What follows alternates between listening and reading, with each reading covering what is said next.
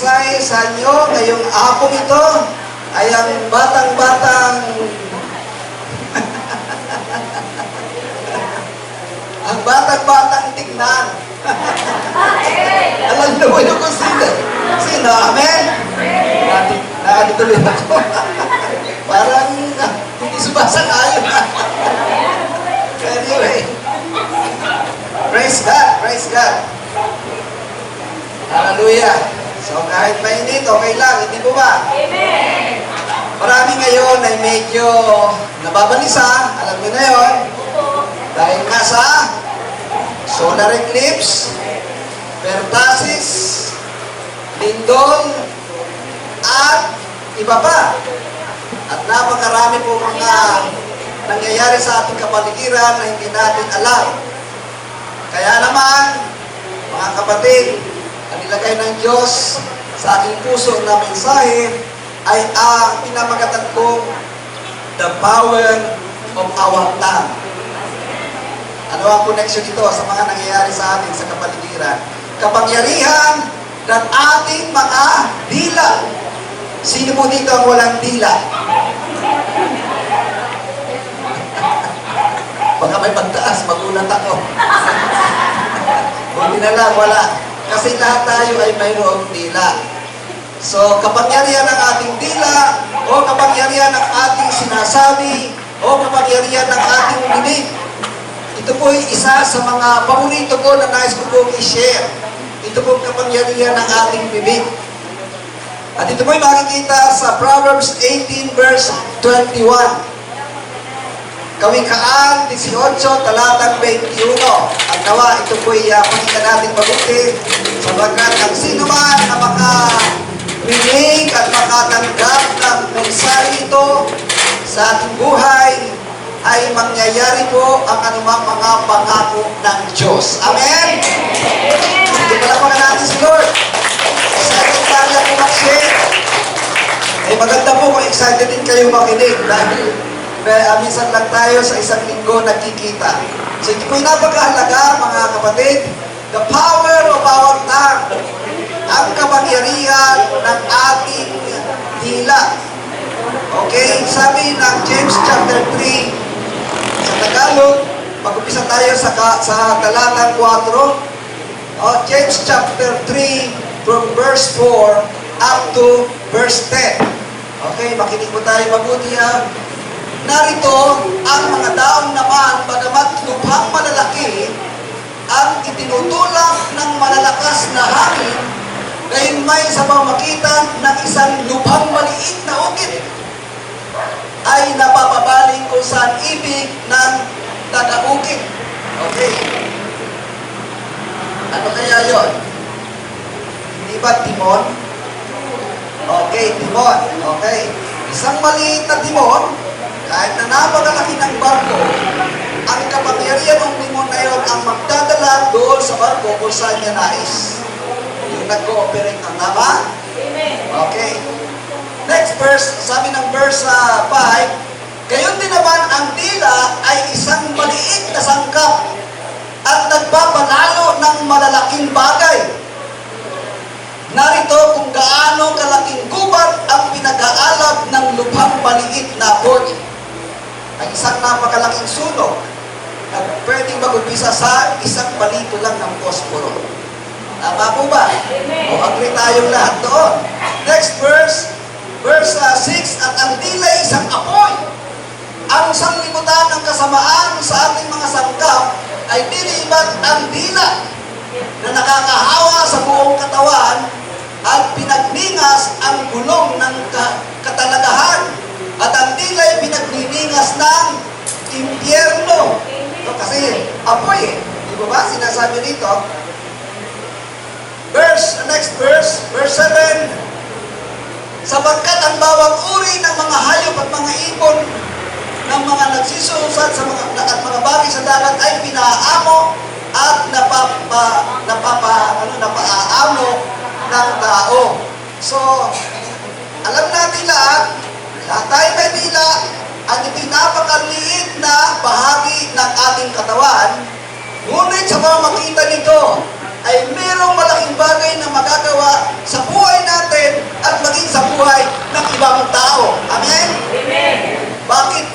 ng ibang tao. Sapagkat pwede mong patayin ang isang tao sa kanyang pagkatao sa pamamagitan ng iyong dila. Pwede mo siyang i-chismis kahit hindi totoo. Masisira ang kanyang pangalan sa tingin ng iba. Pwede mo rin palakasin ang buhay ng isang tao sa pamamagitan ng iyong dila. I-appreciate mo lang na ang ganda-ganda naman ng pagkakanta mo. Amen? Ang ganda-ganda naman ang ginawa mo. Kaya pwedeng mabago ang buhay niya sa pamamagitan ng dila. Pwedeng ang isang tao sabihin mo na mabubuting bagay, pwedeng yung mga nagsusuicide na o magsusuicide na, pag sinabihan mo, ay pwedeng mabago ang kanyang desisyon at mabago ang buhay niya at magkaroon ng magandang kinabukasan dahil sa sinabi mo sa kanya sa pamamagitan ng dila. Amen po ba? So maraming mga bagay sa buhay ng tao, personal man, sa pamilya man, sa trabaho, sa kapaligiran man, at kanino man, malaking bagay ang magagawa ng dila. Alam natin lahat na ang mundong ito ay nilikha sa pamamagitan lang ng salita. Sapagkat ang dila ang siyang instrumento para magsalita ang tao. Ang dila ay nasa loob ng bibig. Kaya ito ay may malaking bagay na magagawa sa ating buhay. Malaki ang impluensya po nito, mga kapatid. Makikilala ang tao sa pamamagitan ng dila. Makikilala po ang ibang tao sa pamamagitan din ng dila. At to cut the story short, lahat tayo ay kumbinsido ng dila ay makapangyarihan. At dahil ito'y makapangyarihan, mga kapatid, kapag naroon yung pananampalataya, ay talagang may nangyayari sa iyong sinasabi. Kaya tama po yung Proverbs 18 verse 21, death and life are in the power of the tongue. Ang kamatayan at ang buhay ay nasa kapangyarihan ng dila. Amen po ba? Amen. Death and life are in the power of the tongue. Kaya pwede mong gamitin ang iyong dila para magkaroon ka ng kapangyarihan mangyari sa iyo kung ano man yung ating sabihin. Kaya yung deklarasyon po natin na kanina, yung sinabi ng Bible, yung ating pinangahawakan, mangyayari sa atin yun kapag ating pinaniwalaan at pinanampalatayanan. Sapagkat ang kapartner po ng pananampalataya ay yung pagsalita natin. Kung ano yung pinanampalatayanan natin, yun po ay mangyayari sa pamamagitan ng pagsasalita. Kung ano ang gusto mong maging sa buhay mo, yung iyong kinabukasan, yung iyong financial area ng aspect ng iyong buhay, mangyayari yun kapag pinanampalatayanan mo. Hindi ka nagduda at lagi mo itong ginagawa. Tiyak na mangyayari sapagkat yun ang sabi ng Biblia. Tama mo ba? Meron lamang po akong ilang bagay ngayong hapon ito na gusto ko pong i-share sa inyo na magamit natin para ang mga nangyayari sa ating kapaligiran ay hindi tayo apektado. Katulad ng mga hindi magandang balita na yan na yung total eclipse or solar eclipse bukas. Hindi magandang balita ang dulo niya o ang mensahe niya. Pero dahil tayo po ay may dila, meron tayong pandinig, meron tayong pananampalataya, anuman ang mangyari sa ating kapaligiran, hindi tayo totally affected. Iniwala mo ba kayo ron? Meron mga apekto, hindi po kasing grabe na mga hindi Kristiyano. Tama? Lahat kasi apektado dahil nasa mundo pa tayo. Pero iba yung epekto sa mga Kristiyano. Hindi talaga grabe. At bagkos, ang pananampalataya pa natin ay atin pong na-exercise. Nandiyan po ba kayo? Una, na gusto ko pong i-share sa inyo na gamitin natin ang ating dila ay speak to your health or health of your body. Sabihin mo ang tungkol sa kalusugan ng iyong katawan. Ano ba ang standing o kasalukuyan na nararanasan mo sa iyong katawan? Meron ka bang sakit at karamdaman? Sabihan mo ang iyong katawan. Kung meron kang ulcer, sakit sa puso, gamitin mo ang iyong dila para sabihin mo sa mga lanay ni Jesus, tayo ay pinagaling na. Amen? Yan kasi ang sabi ng Bible, Isaiah 53 verses 4 and 5. Sa mga lanay ni Jesus, tayo ay pinagaling na.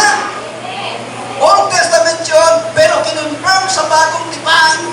Sabi ng 1 Peter 2:24, sa mga lanay ni Jesus, tayo ay pinagaling na, past tense. Pinagaling na. Pastor, hindi nararamdaman pa ako. Sabi ng doktor, stage 2 na raw yung cancer ko Ano ang paniniwalaan mo? Doktor o yung salita ng Diyos? Sino paniniwalaan mo? Ang sinabi ni Jesus, ang sinabi ng Diyos, o ang sinabi ng nilikha lamang ng Diyos na doktor? Siguro na sure tayo na mas kapanipaniwala at sinabi ng Panginoon. Bagamat ginagamit ang doktor, natural lang kung sabihin yun dahil sa nakita sa inyong katawan. Tama?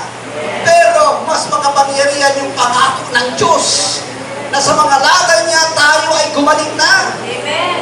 Isaiah 53 verses 4 and 5. At saka yung 1 Peter 2:24, pinagaling na tayo ng Panginoon. Kaya may combination or may partnership po yung ating pananampalataya at yung ating pong sinasabi. Okay, yung ating sinasabi. Ano po ang sabi ng Proverbs chapter 4 from verse 20? Tignan natin sa Tagalog. Proverbs chapter 4 from verse 20. Sabi dito, anak ko, makinig ka sa aking mga salita. Igiling mo ang iyong pakinig sa aking mga sabi. Next verse. Huwag maghiwalay sa iyong mga mata. Ingatan mo sa kaibuturan ng iyong puso. Next verse. Sapagkat buhay sa nakakasumpong at kagalingan sa buo nilang katawan. So, nasabi ron, yung salita ng Diyos ay lagi nating basahin, panampalatayanan. Sapagkat yun ay buhay. Meditate on the Word of God daily. Sapagkat yun ay nagbibigay ng buhay o kagalingan o gamot sa ating katawan. So yun po, kapag tayo ay nakabasa, nakarinig ng tungkol sa salita ng Diyos, i-echo natin ito sa pamamagitan ng pagsasalita sa ating bibig na sinasabi natin, salamat Panginoon sa mga latay mo, ako ay gumaling na. Salamat Panginoon sa iyong pangako, sa iyong salita. Kaya ikobot niyo po yung mga pangako ng Diyos. There are thousands of promises of God in the Bible that we can claim. Sabi ng Joshua 21 verse 45, wala kahit isang sinabi ang Diyos na hindi natupad. Lahat natupad. Kung lahat ay natupad, hindi lamang noon, kundi sa ating panahon at sa darating na panahon, mga kapatid, walang imposible sa Kanya. Amen. Kaya never mind yung hindi mong nararanasan o nararamdaman na sakit at karamdaman. May parte kasi tayo dyan Minsan kasi, siyempre, ang pinaka-root cause ng sakit at karamdaman ay ang diablo sapagkat bunga yan ng kasalanan ng tao. Amen? Amen po ba? Amen. At ganun din, meron din tayong kontribusyon dahil talaga sa mga kinakain natin. Hindi po ba? Hindi na natin maiwasan, polluted na ang hangin, contaminated pa ang ating mga kinakain. Maging cellphone, yung radiation, at hindi mo na talaga ito maiiwasan, mga kapatid. Pero ang pangako ng Diyos sa mga lalay ni Jesus tayo gumaling na. Kaya huwag tayong mag-alala sa ating sakit at karamdaman. Use your tongue. Death and life are in the power of the tongue. May buhay sa ating bibig na kapag sinabi natin, salamat Panginoon, ako'y malakas, malusog, may mahabang pinagpalang buhay, walang sakit at karamdaman. At mangyayari na ang anumang ating pinananampalatayanan. So speak to your body, speak to your health. Talagang sabihin natin yan, hindi lamang tayo basta nananampalataya. Dahil halos lahat ng tao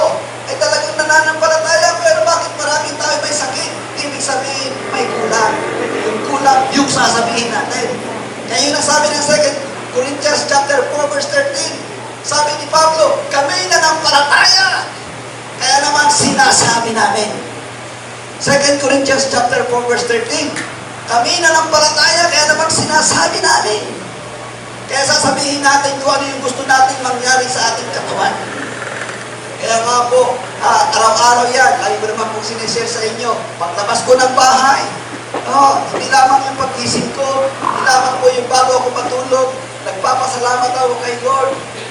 Paglabas ko ng gate, mga kapatid, sinasabi ko, salamat Panginoon, ako'y may mahabang pinagpalang buhay, walang sakit at karamdaman, walang ano pa man sa aking katawan na hindi maganda. I am perfectly healthy. Sinasabi ko po palagi yun. At kapag naging buhay natin, yung binabanggit natin yung mga pangako ng Diyos, pangyayari nga because God honors our faith. Amen po ba? Kaya naman nung isang araw, 2 days ako yata yun, may mga napunta dito, na chinek yung aming katawan. Siyempre, dami ng tao ngayon, marami na sakit at karamdaman eh. No? Pero, praise God, napaka-healthy po yung aking pong nakita na doon pa lamang sa, ano yun, number 3, yung salang sa paa, ay, ito ba yun? 2 lamang. Hindi ko alam na kapag ganun kasensitibo yung katawan ko, doon sa instrument na yun, healthy ka. Pero pag mataas na, medyo may nire-repair ka sa iyong katawan, may inaayos. Kaya yung iba ay hanggang 25. Sabi nung may dala ng gadget dito, hanggang 100 na yan, pastor, bishop eh.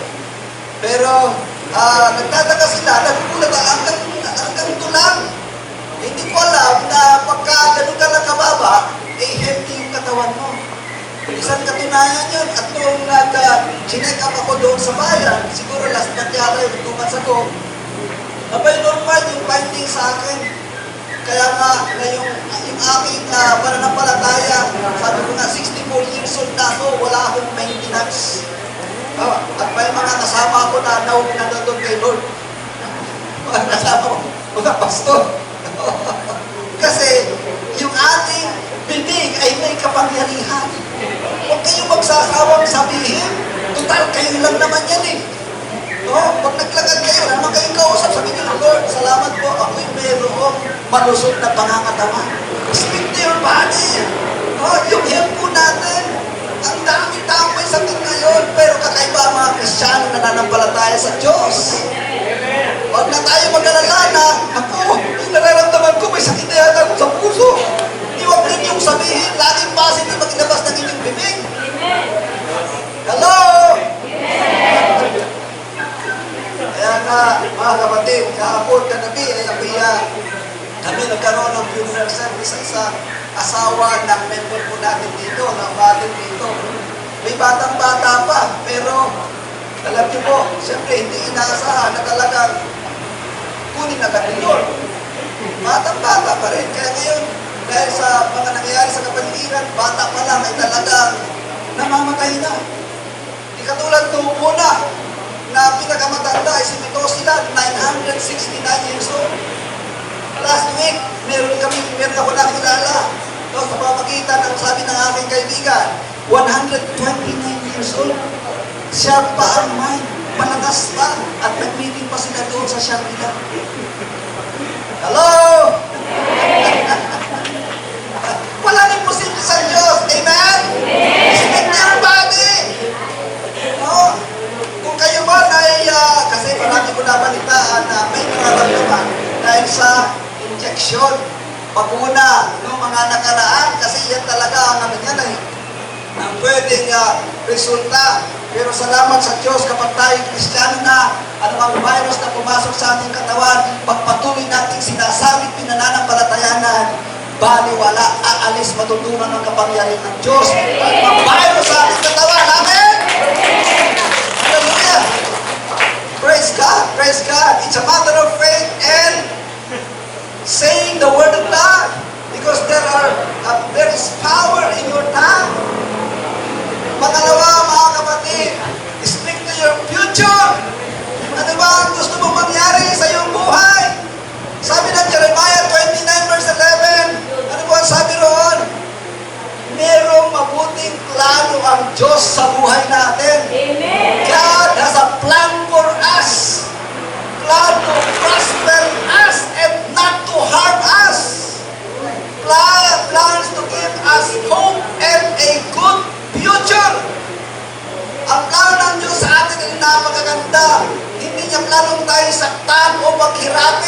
Ang plano niya tayo managana.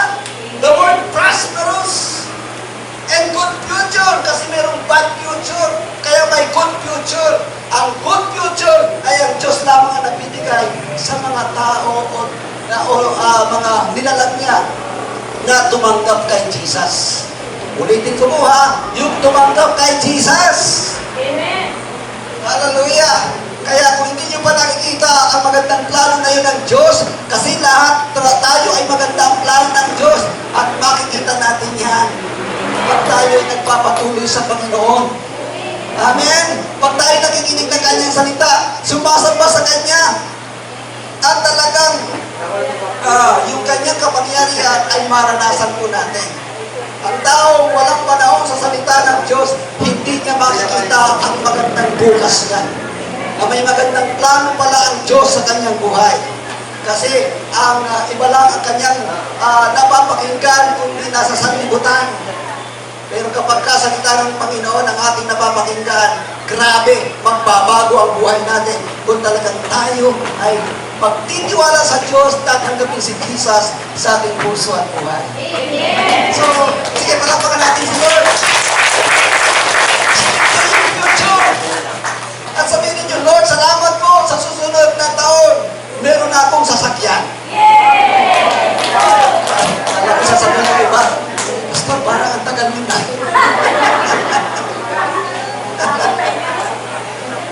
Nasasayin niyo po yun kasi think big. Tayo po ay talagang mag-isip ng malaking bagay. Anyway, si Lord naman ang nakakaalam mo na eh.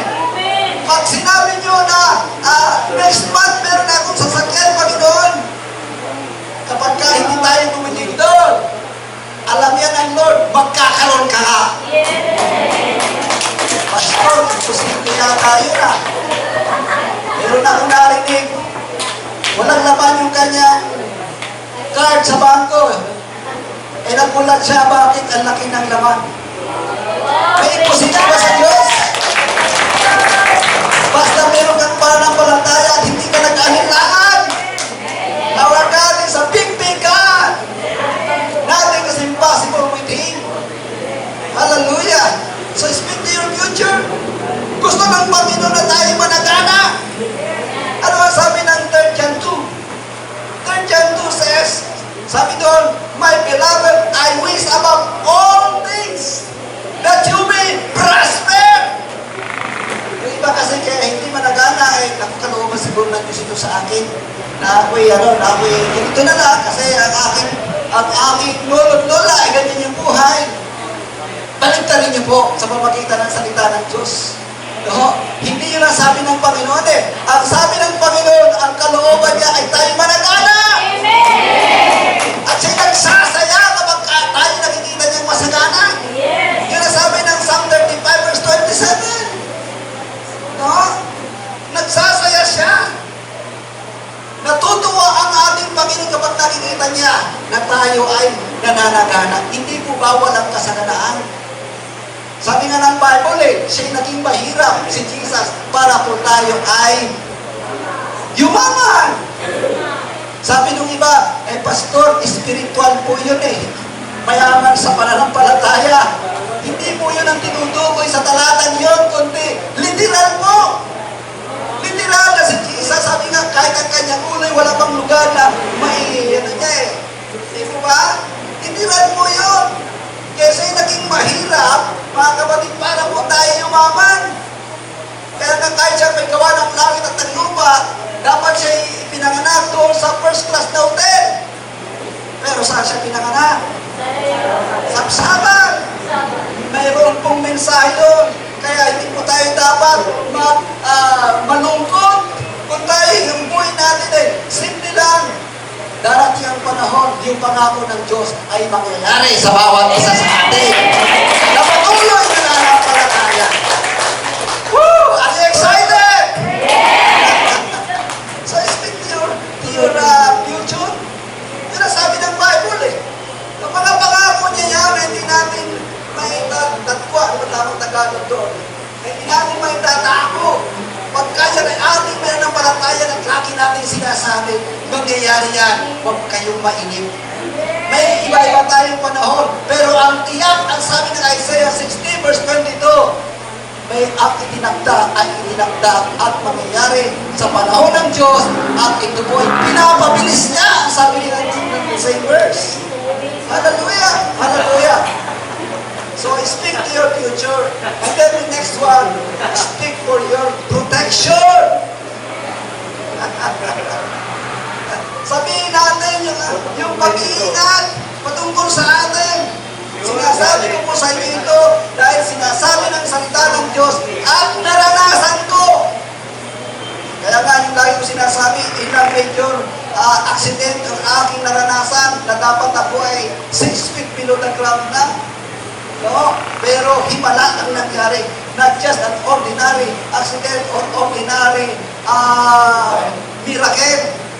No, kundi ito isang kakaibang himala sapagkat yung aking sinasakyan, ang feeling ko ay itinaas ng anghel.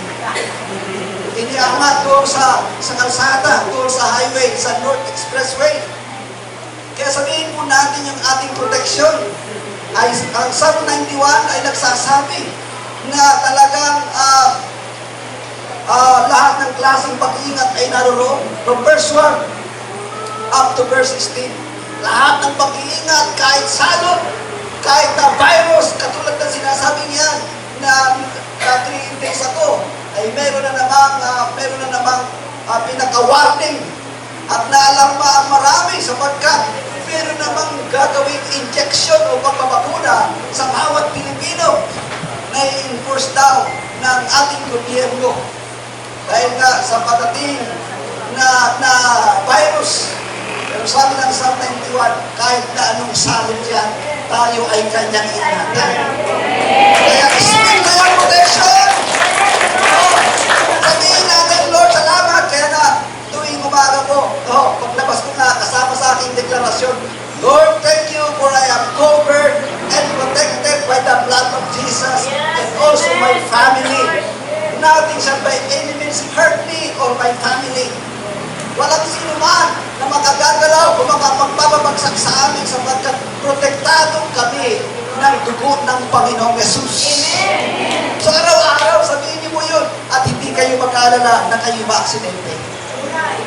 Amen?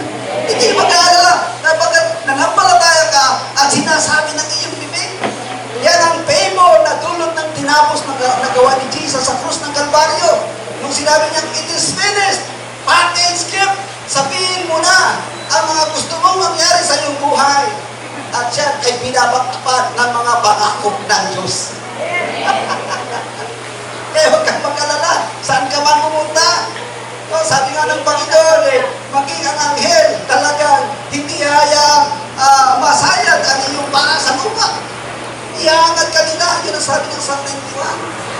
Kaya, ano man, maging sa barungot, lahat ng klase ay ginagawa sa Psalm 91. Kaya sabi ko nga sa inyo, lagi niyong i-meditation at maaari i-memorize po ninyo sapagkat yan ang the greatest book or chapter in the book, in the Bible. Yung Psalm 91. Sapagkat nakalagay doon sa huling talata, sabi doon, long satisfied life. Mahabang pinagpalang buhay. At yung sabi doon sa verse 14 ng Psalm 91, because you have loved me, kaya dahil ako ay minahal mo. Dahil ako ay minamahal mo. Psalm 91, verse 14 hanggang verse 16. Sabi dito, sapagkat kanyang inilagat ang kanyang pag-ibig sa akin, kaya iniligtas ko siya. Aking ilalagay siya sa mataas sapagkat kanyang naalaman ang pangalan ko. Kaya malagang alamin ang kapangyarihan ng pangalan ng Panginoon.